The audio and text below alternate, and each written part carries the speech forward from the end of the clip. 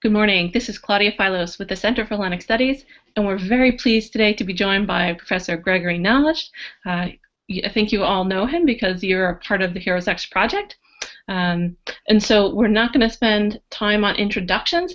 Instead, I want to welcome our visitors who are joining our conversation here in the Hangout, and also visitors who may be watching this conversation live. Thank you so much for joining us all.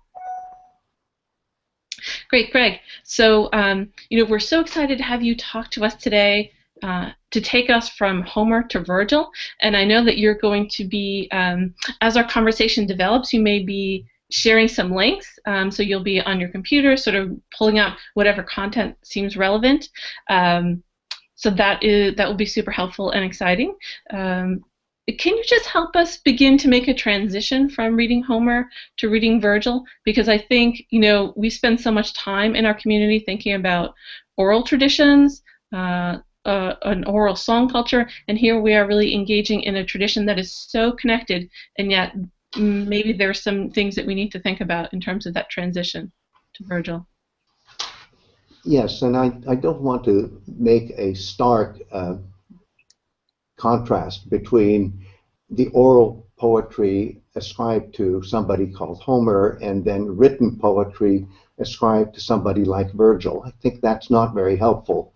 Of course, Virgil is a figure in his own time, and this is the age of Augustus, an age when Greek civilization was deeply appreciated by the elites of the Roman Empire that was taking shape, and the concept of an emperor of an empire, I'll just say it in our terms, that was also beginning to take shape.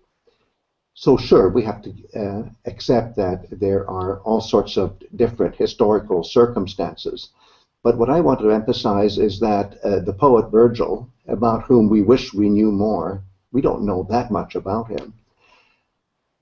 He has hardwired in his head and heart the poetry ascribed to Homer. He knows Homeric poetry better than somebody like me will ever know it, or any expert today will ever know it.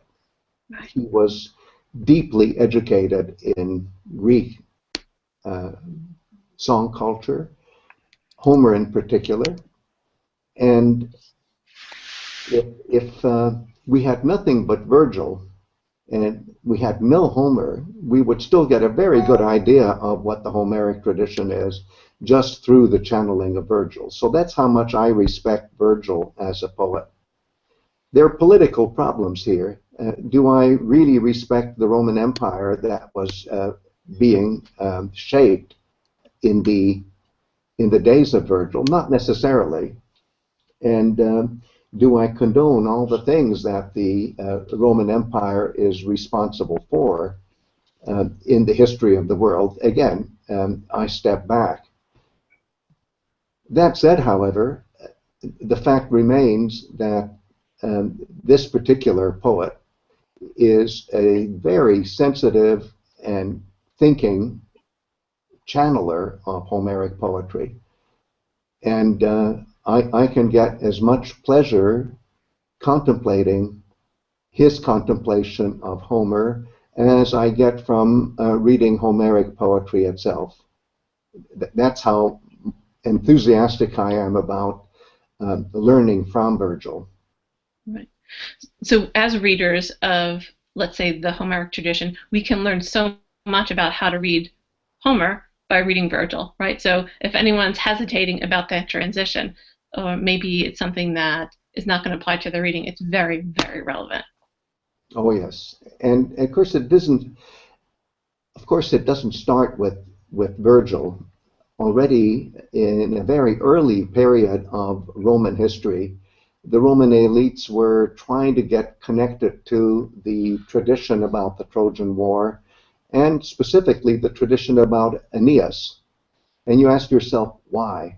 The main reason is that if you look at the Homeric hymn to Aphrodite, which our group hasn't concentrated on in particular, but at some point we may want to think of tackling it together. Mm-hmm. You have a story about Anchises, the father of Aeneas, before he became the father of Aeneas, having a sexual encounter with the goddess Aphrodite herself. Let's not get into how that happened or why that happened, but the takeaway here is that um, the conceiving of a hero called Aeneas by Aphrodite, the goddess, and Anchises, the mortal human, results in a, an eternal dynasty. And why is that? It's because Aphrodite is not only the goddess of sexuality, she's the goddess of generation, regeneration, continuity by way of genetics. The fact that Aphrodite is the mother of Aeneas, and that's made very clear in the Homeric hymn to Aphrodite, means that this particular hero, if he becomes the founder of a dynasty, will guarantee by his very genetic existence that whatever dynasty was founded will last forever. It's an eternal dynasty. And could I say, I've studied this a great deal. In earlier phases of Greek history, already in the 7th century, the 6th, and so on and so forth, many Greek city-states claimed to be founded by Aeneas and claimed that the dynasties that were ruling these Greek cities could trace themselves back to Aeneas. And that's because, as I say, this particular hero is programmed to be the founder of a dynasty that's eternal. Now, Monday morning quarterbacking, as we look back at the traditions of Aeneas, it's clear that ultimately the winner in this contest among so many city-states claiming that their founder was Aeneas was won by Rome, which was in some dimensions a wannabe Greek city-state. Of course, we know that it was many other things. It was an Etruscan city. It was thoroughly Latinized in the course of history. But a very important part of its history, as promoted by its elites from a very long period, for a very long period of time, is that Aeneas actually founded Rome and not the other cities. And even when you think about how Roman poets play with the fact that Roma, the Latin word for Rome, is amor backwards, which is the essence of Aphrodite, or may we say it in Latin, the essence of Venus, is already saying that it's not just that Aeneas goddess of sexuality, but the goddess that guarantees eternal genetic continuity. And so this is power. Sure, Roma is amor backwards, but Roma is Roma, and that was etymologized. It's a folk etymology as meaning power. So it's power and love together. Wow. And Virgil already has inherited that.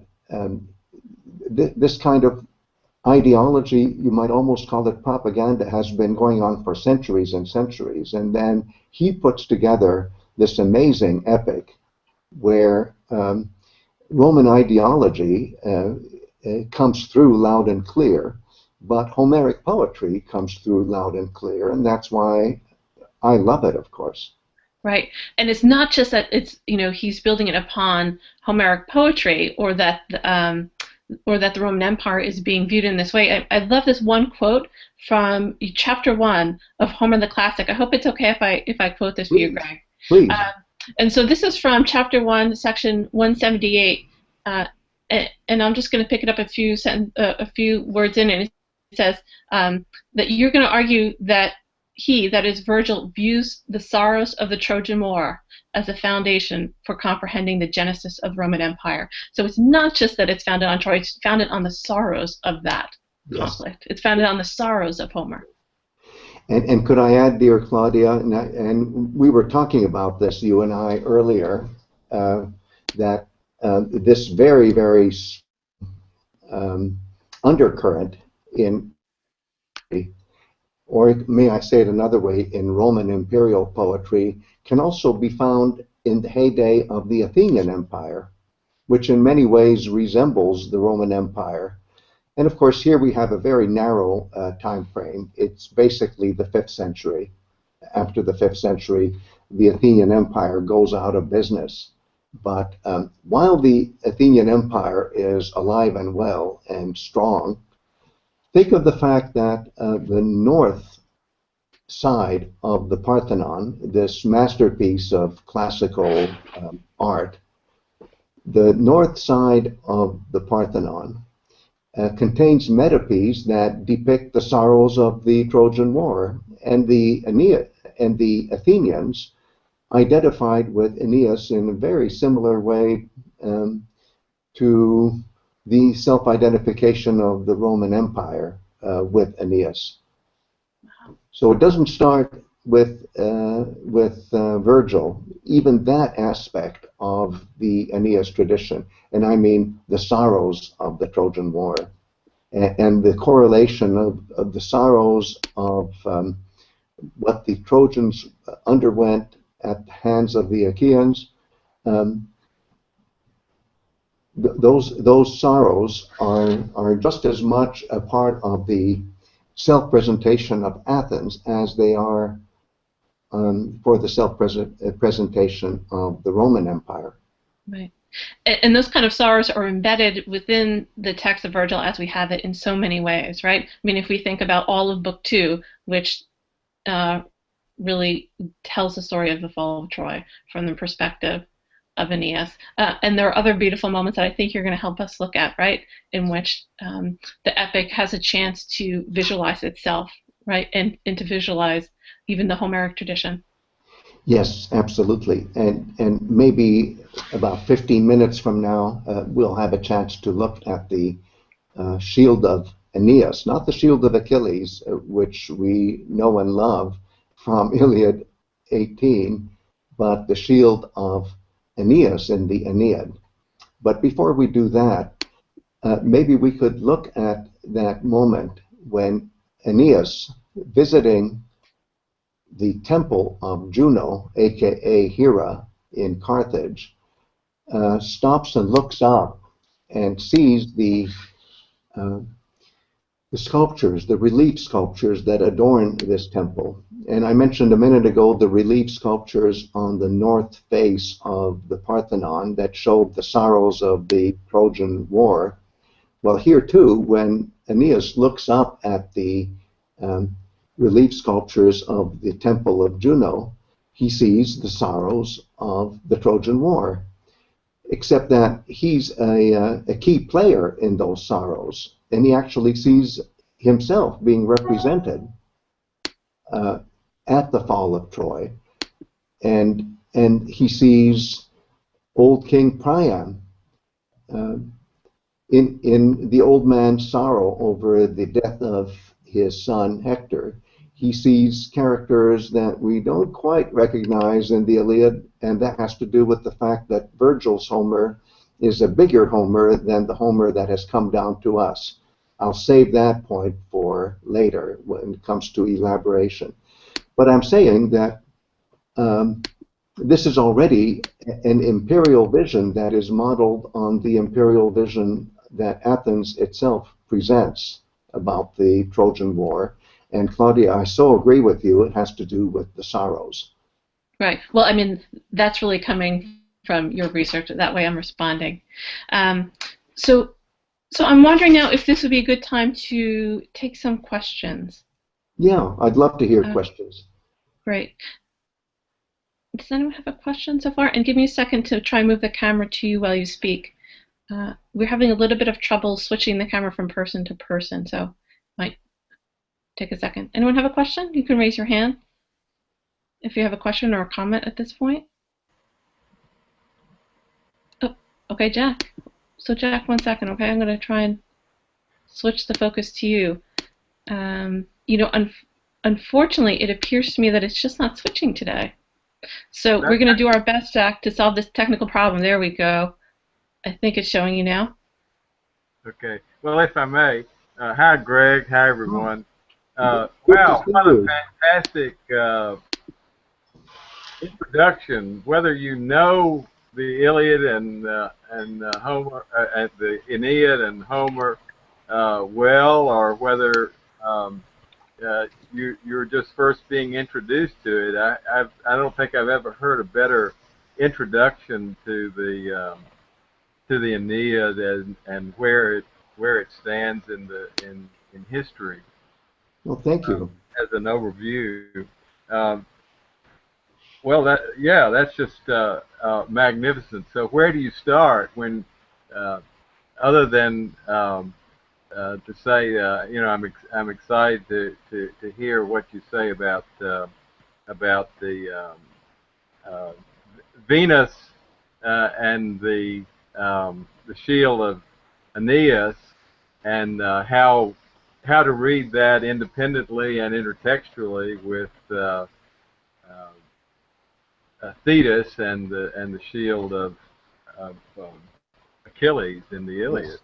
Yes. And I'm just dying to talk about it, Jack. And so I'm so glad that you're as interested in it as I am. The thing is, maybe I should start my answer by saying that Virgil had access to not only the form of the Aeneid that we have, in the form of the Odyssey that we have, but what I call in my research a Homerus Auctus, an augmented Homer text, which was produced in Virgil's day in the great city of Pergamon. That's the city that gives us the term parchment. They were pioneers in novel productions of novel ways of producing books and making the art of reading even easier to the literate public. And the Pergamene Homer contained all sorts of verses in the Homeric tradition that were eventually filtered out in the Athenian version, and that is the version that has come down to us. I could go on and on forever about the bigger Homer versus the smaller Homer, or as I like to call it, the Homerus Auctus. And if I could just offer one little observation about the how shall I say it, the look and feel of this Homerus Auctus, this bigger Homer text that Virgil also admired. Pergamon was famous not only for having a bigger Homer text, but also for having developed an art of sculpture where the statues were far bigger than people were used to up to now. They were just colossal in size compared to other statues elsewhere in the Greek-speaking world. And in a way, that bigness of the statuary is so easily reflected in the fact that when you go to a museum of antiquities and you look at statues from the purely Greek era, and then you look at statues that come from the Greek and Roman era, where the Roman Empire became the umbrella for Greek civilization. And you'll see that the statues from the later period, and this is all inspired by the Pergamene tradition, were much, much, much bigger. So larger than life statues, so to speak, and larger than life Homer. And in this version of Homer, Homeric poetry, it looks as if the shield of Achilles represented not a world that is flat, which is the way the older conceptualization goes, but a world that is spherical. Yes, you heard me right. The Earth is round in the bigger version of Homer, and Virgil picks up on this. He picks up on this, and that is why when the shield of Aeneas is described, not the shield of Achilles, the shield of Aeneas, it is called in Latin an orbis, O-R-B-I-S. A word that still comes down to us in the English borrowing, orb. And an orb is something that is spherical and is the shape of the earth, because you see in the age of Augustus um, and the age of Greek reception of Homer, which would be first century BCE especially, in that age, people were aware that the Earth, our Earth, is spherical and not flat, not a flat disk surrounded by the okeanos. And and there is a version of Homeric poetry where you can interpret the shield of Achilles as an orb, not as a disk, not as a flat disk. And what Virgil does in his channeling of the shield of Achilles via the shield of Aeneas is to make this orb um, the entire universe, so to speak, a symbol of the entire universe. Are you still following me? So this means that, Jack, when Aeneas slings his shield on his shoulder, and it's called an orbis, the image that is being created is that he is carrying the weight of the world on his shoulders. Get it? So he is kind of a prototype of the leadership of an empire where the leader carries the world upon his shoulders. And what kind of a symbol is that? That's the symbol of Atlas, the titanic figure who literally wears the burden of the world, which now we imagine as a sphere, on his shoulder. And so, dear Sarah, if you've managed to track down any picture of the Farnese Atlas, there it is. Oh my goodness. Can you all see it?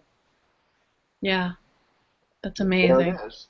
So that is the inspiration for the way Aeneas puts the shield on his shoulder, because you see this work of art, it's a Greek work of art. This work of art is an inspiration for Virgil. So not only is the big Homer, but a huge statue like this, which is definitely sort of, may I put it this way, Pergamene style for our purposes. Um, it all comes together in this amazing image. Now you're going to say, wait a minute, the sphere that Atlas has on his shoulder has figures of the zodiac on it. Well, don't worry about this. This is still not modern astronomy. The idea is that the world can be imagined as both a celestial sphere and as a terrestrial sphere. But as far as the learned as well as the not so learned population is concerned, this is the globe, or can I say it in Latin, the orbis. Well, And it's interesting. Yes, Jack, go ahead. well, I mean, this, I agree with all that. You, I find the character of Crates of Pergamon, who visited Rome and was obviously influential on in Roman grammar and philosophy that was pursued in Rome, was described in the existing fragments Homer as an astronomer, Yes, and we have from Philodemus that famous fragment talking about the sphiropoeia, the making of the sphere, and yes, he read Homer and these references to late falling Boötes and other clues to point out that Homer was very knowledgeable about astronomy, and in fact, that the Earth was a sphere, which gave the lie to the stories that I heard in grade school about how everybody thought the world was flat until Columbus. Right. Well, Jack, you warmed my heart because obviously you have read through and through my book Homer the Classic and Homer the Pre-Classic, including the appendix. Yeah. By what you said, you proved to me that you read all of that, and so I can't tell you how gratified and happy I feel. But if the rest of you haven't read all of Homer the Classic and Homer the Pre-Classic, please don't shut me off now. We can still make up for lost time, and I think what Jack just said and what I was trying to say earlier is a pretty good summary of what I'm arguing in those two books.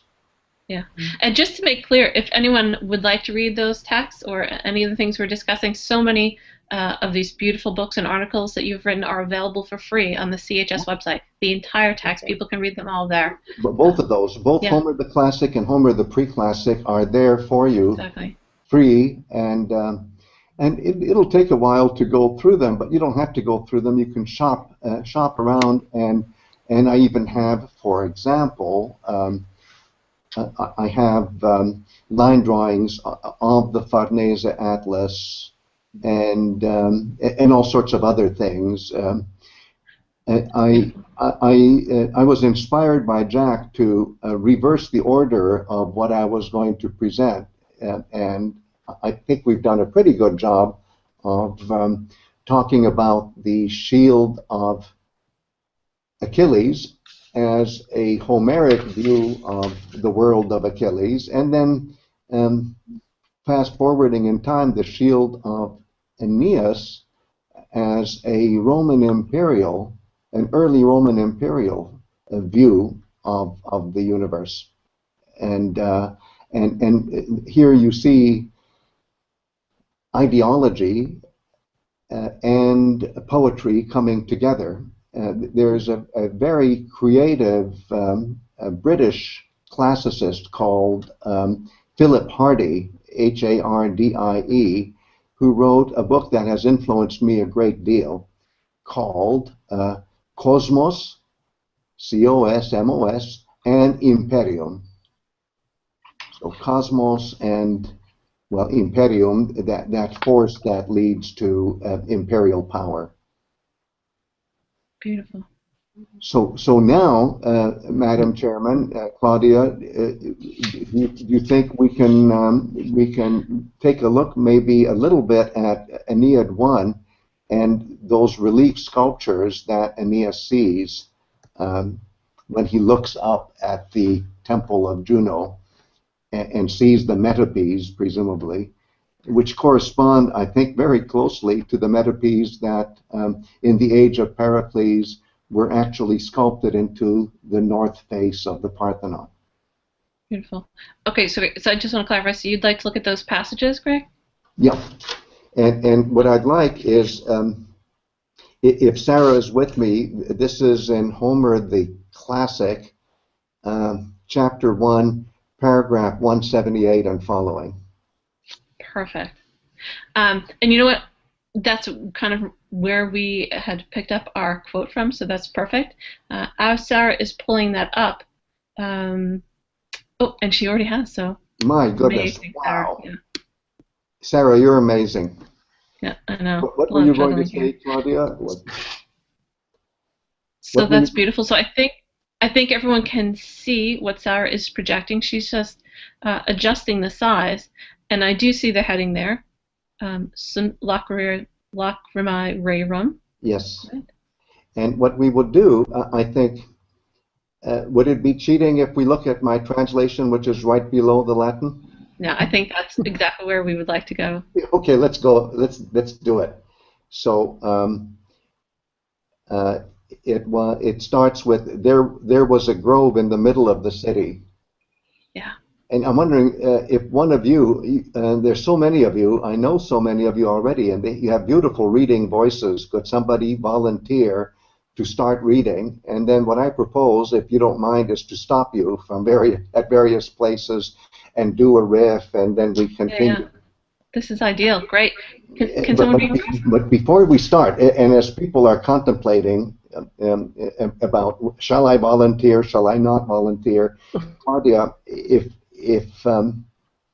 you can help me, what I can try to do is find a vase painting of Priam weeping over the fate of his son Hector. Um, Okay. So I'll tell you what. If someone else reads, I can try and find a vase painting of Priam weeping over Hector. Okay. and you know when you and I and Keith were working on Sunt Lacrimae Rerum, it's in one of those folders, and I think that would be great if we got that. And I think I can dig up the composition of Liszt and play it maybe from my machine here, and maybe it'll be audible enough, or I could maybe I don't know. Put it in our Dropbox or something. Um, at this point, but it's possible that Sarah may have a version that we can do. If not, what we could do is we could post the link. Oh, easily. So Okay. if our faithful readers would allow us to do that, I could get a kit for everybody right after this meeting. Exactly. Shall So we I'll do see what that? I can. And then we don't have to worry about technological glitches. How's that? Great. Okay. So let's start reading. Do we have a volunteer for reading? Yep. Oh, Maria, I think is volunteering. Great, Maria. Do you wanna? So you just need to unmute yourself. So Greg will just stop me, okay? Thank you, dear Maria. So Thank you. just jump in. So there was a grove in the middle of the city, most lush in shade. It was here that, in the beginning, after being tossed around by waves and swirling winds, the Phoenicians dug up the sign that queenly Juno had pointed out, the head of a fierce horse. For this is the way it was to be, that in war they would be outstanding, and that their way of life would be well cared for this nation. Here an enormous temple dedicated to Juno was being set up by Sidonian Dido. She was the founder. She was well endowed with gifts and with the aura of the goddess.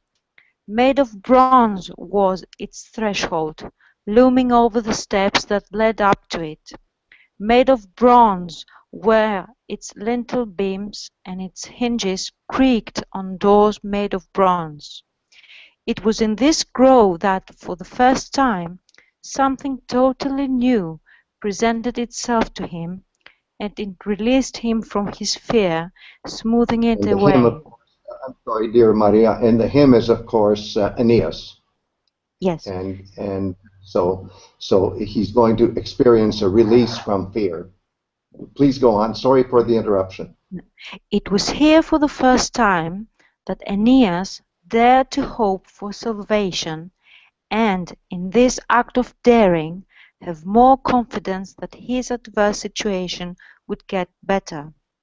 For as he looks up from the ground level of the immense temple, scanning with his eye every single thing one by one, while he is waiting for the queen, seeing what good fortune befell the city of Carthage, as he contemplates the mutual handiwork of the artisans and the labour of their workmanship, he is filled with wonder.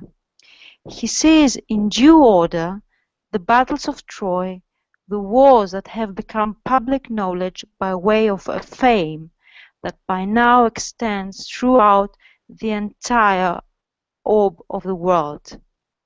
So here again we have this signature of a new way of looking at the universe where the world, the earth, is a sphere.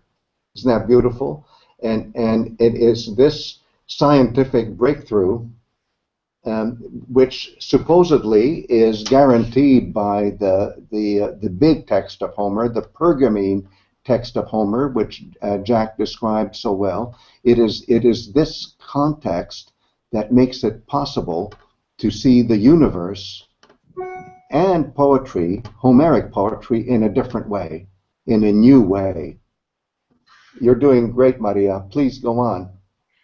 Aeneas sees the sons of Atreus and Priam and Achilles, who is savagely angry at both. Then he stops and says, with tears streaming down his face, "What place, Achates, what region on earth is now not saturated with the story of our pain? Look, And it is isn't this a beautiful way of coming back to the observation made by Claudia that this story of empire is a story of sorrow, of pain, of labor? Sorry for the interruption. Please no, continue, dear Maria. it is Priam. So you see here once again that things requiring praise have their own reward. There are tears that connect with the real world, and things that happen to mortals touch the mind. Dissolve your Okay, so can we fears. stop here? No, can we stop here? This is the one time, even if you don't know Latin, you should look at the Latin. So let's scroll up, dear Sarah, and find the corresponding line, which would be 462 in the Latin, just so we have it in front of our eyes. 462. Thank you for your wizardry. 462. Okay, there it is. Thank you. So I'll just read it slowly in Latin, and you'll see that the of rerum has to be swallowed by the vowel that follows. That's a Latin reading convention. Sunt lacrimae reret mentem mortalia tangunt. So there are tears, and then rerum is the genitive plural of the word that is used in Latin for universe. So there are tears of the universe. I would like to translate more precisely, connected with the universe. There are tears connected with the universe, and mortalia, mortal things, tangunt, touch, the mentem, the mind. So there are tears connected with the universe, and mortal things touch the mind, mentem. Amazing, a masterpiece of metonymy, and I think you as my friends know that what I mean by metonymy is a mode of expression where instead of substituting something alien for something else, which is metaphor, you connect something not alien, familiar, with something else that's familiar. And so here you have mortal things being touched. And one thing about metonymy is that it is a matter of actually making contact, touching, and that's why I call this a masterpiece of metonymy. Sunt lacrimae reret mentem mortalia tangunt. There are tears connected with the universe, and mortal things touch the mind. It is as if every particle of the universe in this new scientific age of Virgil, where people understand atomic theory, it is as if every atom of the universe contained within itself a story of sorrow, to go back to the point made by Claudia at the beginning of our meeting. It's stories of sorrow, and each particle of the universe tells its own story, and it is suffused with tears. It's a tear-filled universe. And when I say tears, of course, we know that Homeric poetry formalizes crying, formalizes the shedding of tears and crying and sobbing in terms of lament, which is the special kind of singing where you cry while you sing and you sing while you cry. And here you see the genius of Virgil, I think, in completely understanding the mentality of Homeric poetry. I'm saying mentality because notice Virgil uses the word mens, mentis, mind, the mentality of Homeric poetry in coming to grips with the human condition, which is a story of suffering, of tears.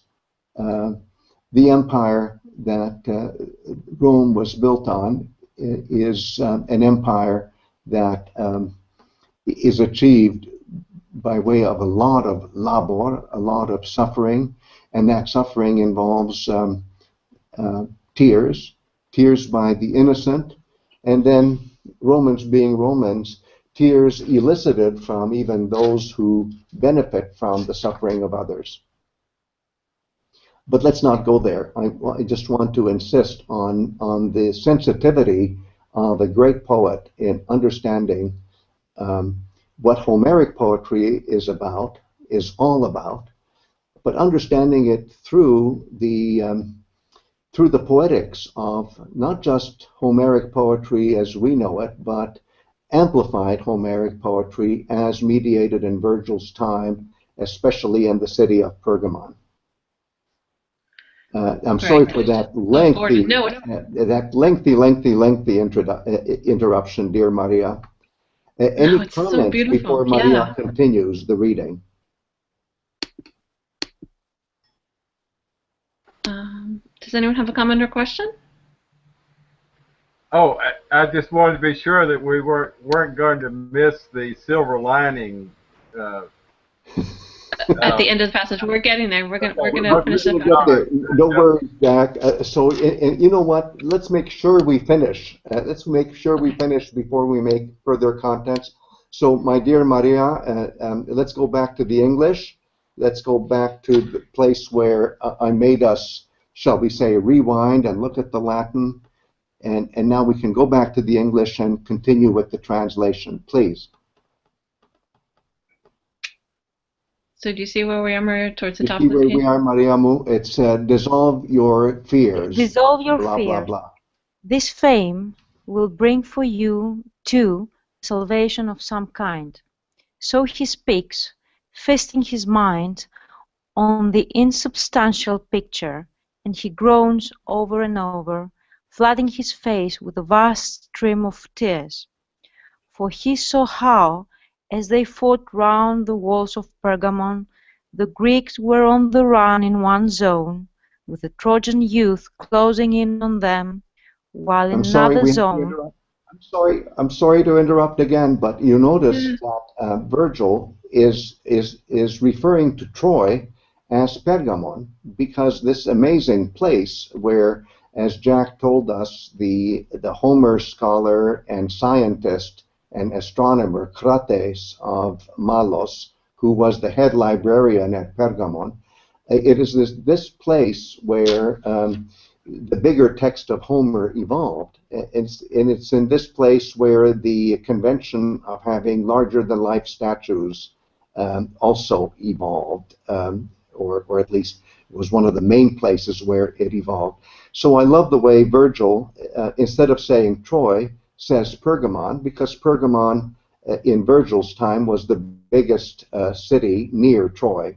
And even in Homeric poetry, sometimes Troy is called Pergamon. So a nice signature, isn't it? Mm-hmm. Sorry for that other interruption, dear Maria. Now do continue. While in another zone, it was the Phrygians who were on the run, and attacking them in his chariot was the man wearing the crest on his helmet, Achilles.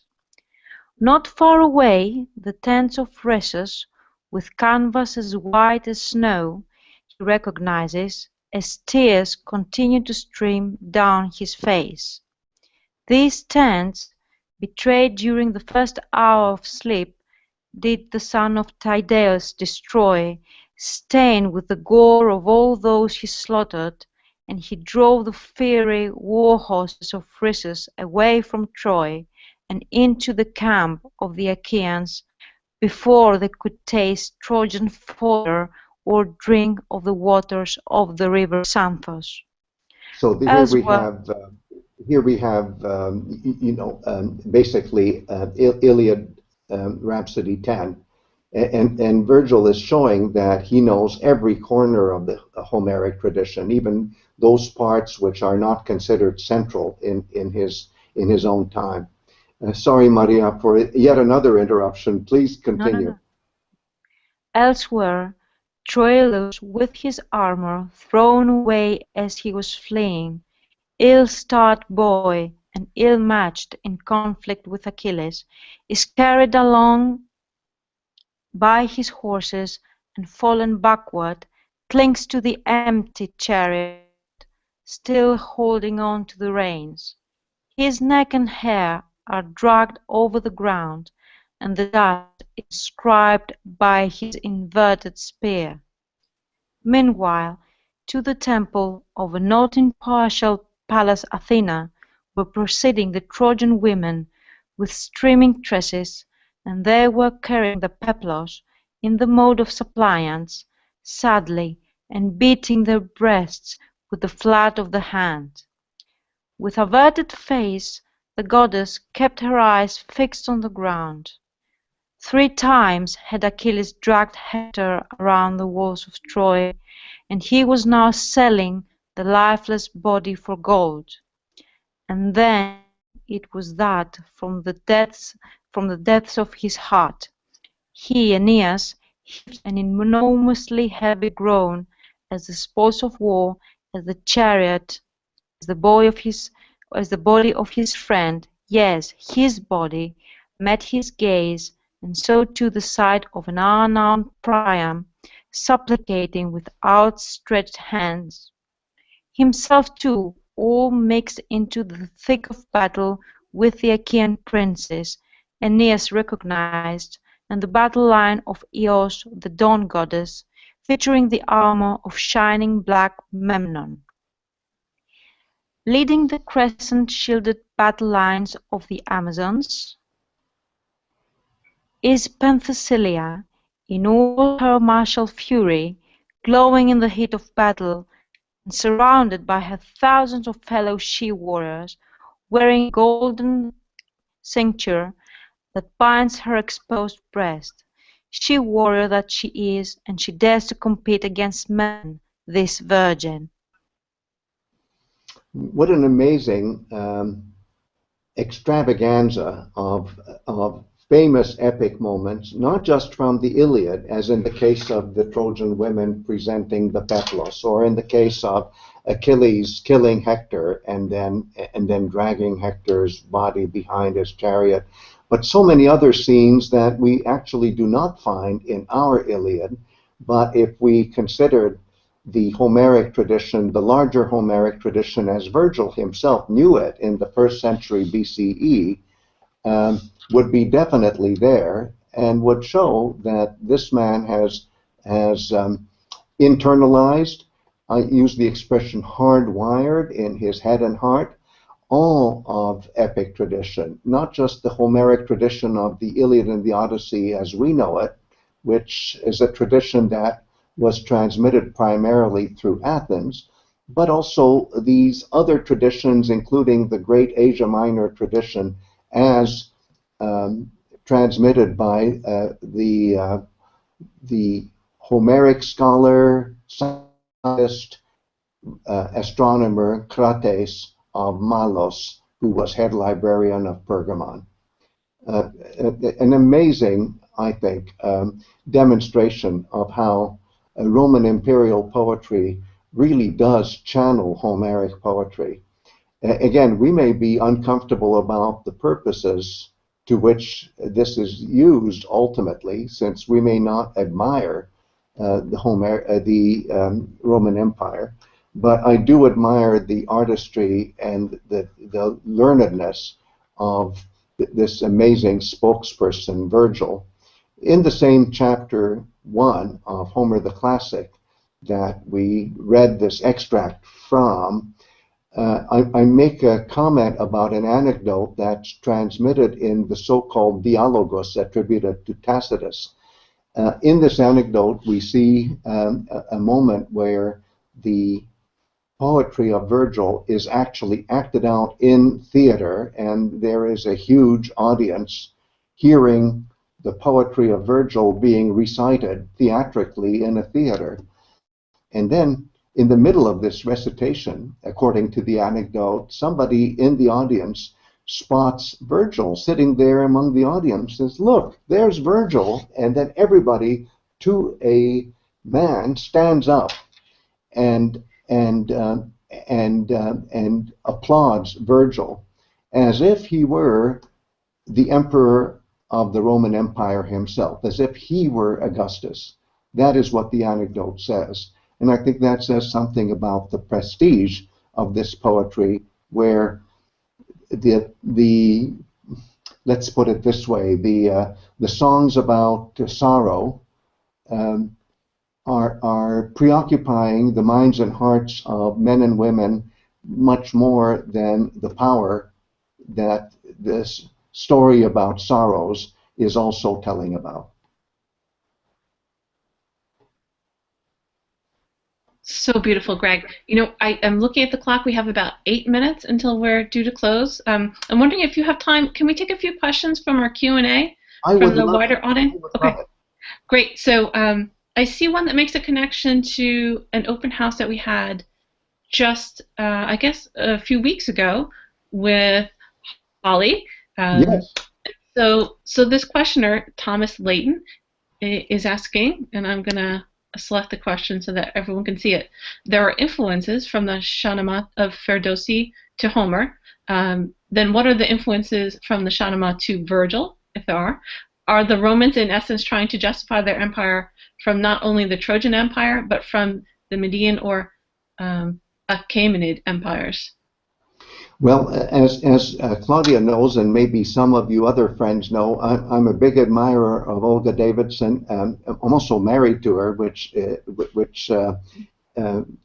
shall we say, heightens my admiration even more. And I know from Holly's work that she would really love this question, but she would also tweak the formulation just a little bit. And that is, it's not that the Shahnameh of Ferdowsi is historically connected to Homeric poetry. It's even better than that. It stems from a poetic tradition that goes so far back in time to what linguists call Indo-European poetic traditions that it can be considered, the Shahnameh can be considered a distant cousin of Homeric poetry. That said, because Virgil channels Homeric poetry so accurately and in such a learned way, it is definitely the case that you get the most fruitful experience comparing the narrative of Virgil's Aeneid with the narrative of Ferdowsi's Shahnameh. But it's not, shall we say, a direct connection. It's a study of connectivity that has to do with common inheritance from a very old period of time. So thank you for that question, Thomas. Thank you so much. So do we have any more comments or questions from members of our community here in the Hangout at this point? Okay, Helen. Go ahead. Okay. Yes, I have just a comment about the amazing paragraph that you have in your first chapter, The Sorrows of Andromache. And I was just wondering if you, because Andromache is famous for her laments, but here you are talking about the ties between the weaving of Andromache. And I wonder if you could tell us a little bit about the ties from Homer to Virgil through the weaving. The figure of Andromache in Homeric poetry is like the most accomplished lament singer in all of archaic song culture, archaic Greek song culture. Andromache, as you know, and as I can see from your question, is quoted 3 times in Homeric poetry in the act of singing laments.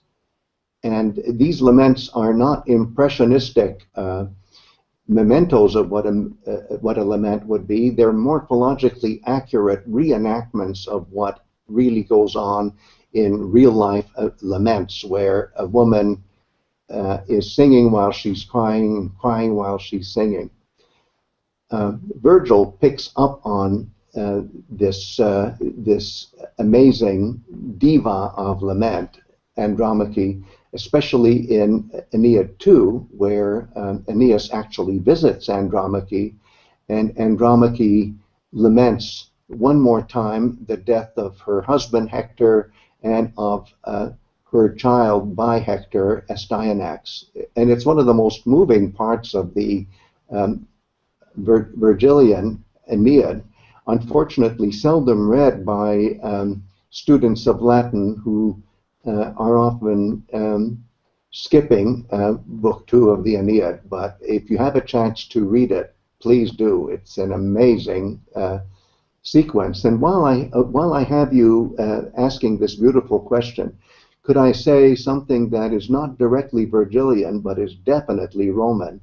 And that is an anecdote about Brutus, who is about to die at the Battle of Philippi, and who has a very interesting wife called Portia. And in an anecdote narrated by Plutarch, we hear that Portia is obsessed with the idea that her saying goodbye to Brutus is like Andromache saying goodbye to Hector. And so what she does, according to this anecdote reported by Plutarch, she takes a little painting of the scene where Hector is saying goodbye to Andromache for the last time, and she goes off into a corner, looks at the picture, has a good cry, and then composes herself and goes back to company and is the brave Roman wife that she would otherwise be. I love this moment in an earlier stage of the formation of the Roman Empire, about Brutus and his wife Portia, because once again, going back all the way to the observation of Claudia about the sorrows, is showing us how the theme of sorrow is just there in the story of empire. It's just always there. It won't go away. And that's why, to repeat, every particle of the universe has a story of this kind of sorrow and the kind of tears that are shed by lamenting women and men in reaction to this sorrow. Yeah. And I see that there's a whole bunch of people in House A, which is right next door to me. So can I just say hi to them? And, so sweet. Absolutely. Ellie says that she will post questions, but I guess they're shy. They're not asking any. That's okay. Maybe while people are forming a few questions, a question or two, because I'm going to ask everyone if they would like to submit a question. In a moment, we'll turn to those again. I just want to let everyone know that this discussion about Portia having herself a good cry, if people want to read more about that and also see some beautiful examples of visual art that you have brought together for us, they can turn to classicalinquiries.chs.harvard.edu. Where they can find a posting that you've done all about that, and we will also share the link to that beneath this Hangout window when we repost. And will you promise that you'll help me also find that picture of Priam shedding tears? Absolutely, will. And we've got to share with this wonderful group just a few minutes of the riff by Franz Liszt, the composer, where he deliberately turns the rhythm of Sunt lacrimae reret mentem mortalia tangunt, this beautiful formulation about tears in the universe, where he turns these words into music in a piano piece that will haunt you, I promise you, when you hear it. Beautiful. So I'm not sure, Sarah, is that something we might be able to share today, or shall we link to that as well? Oh, she's muted. Oh, I think she's sharing. Oh, she's amazing. Oh, wow. Okay, so we're going to share this now, okay? Everyone, so this is on YouTube. We'll try. I don't know how well this will come across Let's go for it. Over the Hangout. Thank you, dear Sarah.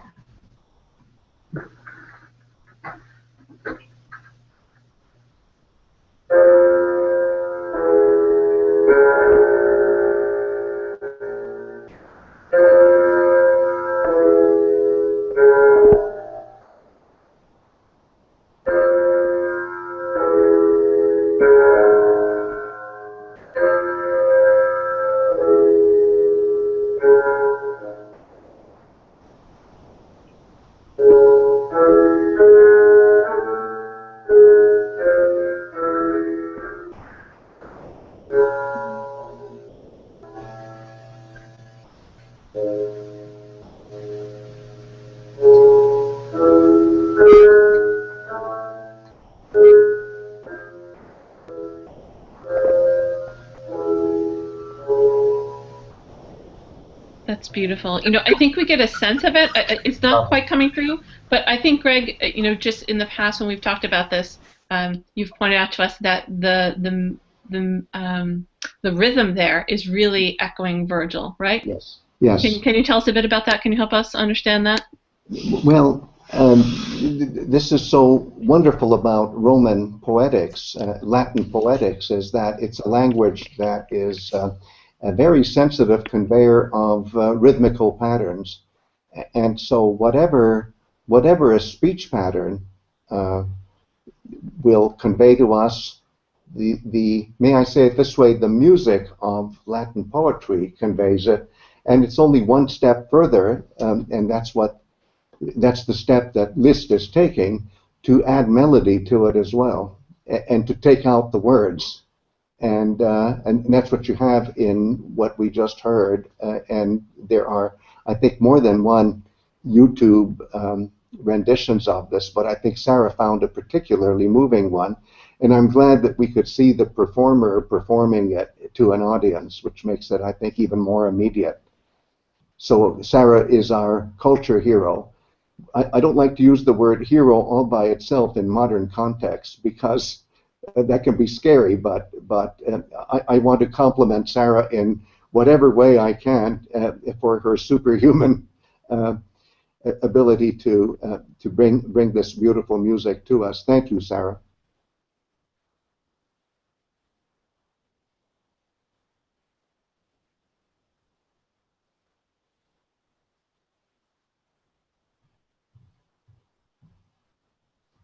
I hear no sounds from you. Here I am. And somebody is saying, Claudia, you are mute. Yeah, sorry. So I was just talking about how well-deserving Sarah is of such praise. It's a great joy to hear it and to was beautiful, praise her herself. So I was so excited about that. I forgot to turn off my mute. I see we just have a few minutes left, but I did see that maybe perhaps that someone else in the Hangout might have had a question. I didn't want to put anyone on the spot, but if you have a quick... so Timothy. Can I read it? Interesting how empire has to be built on a foundation, a legitimacy based on the past. Oops, I just lost it. Yeah.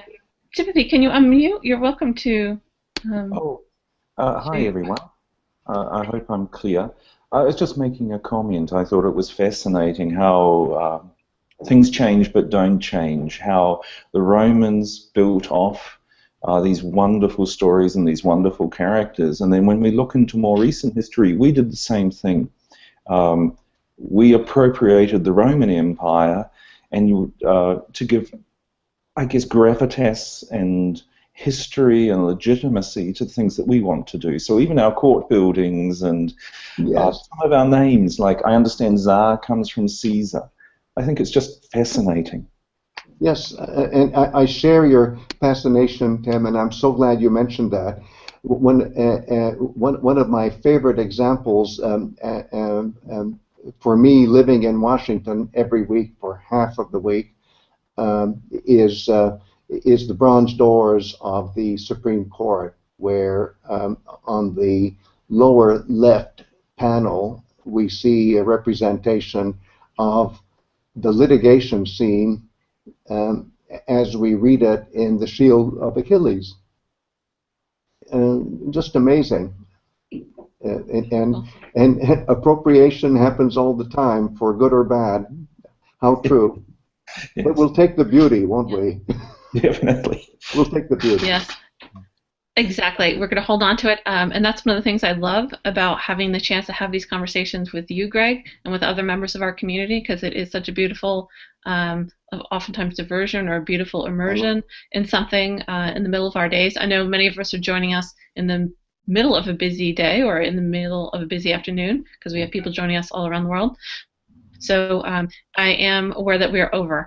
So I think we should go. There are a few other questions. Maybe what I can do is share those questions with you, Greg, and we can post them on the discussion forum, and you can respond there, okay? Because I see one from Kimmy, which I think is a beautiful question, but I think it requires a longer answer. Yes, I just saw Kimmy's question, which is a lovely question, and I probably wouldn't be able to answer it in 1 minute. So, exactly. So Kimmy, please forgive me and stay tuned. I'll try to give a suitable answer.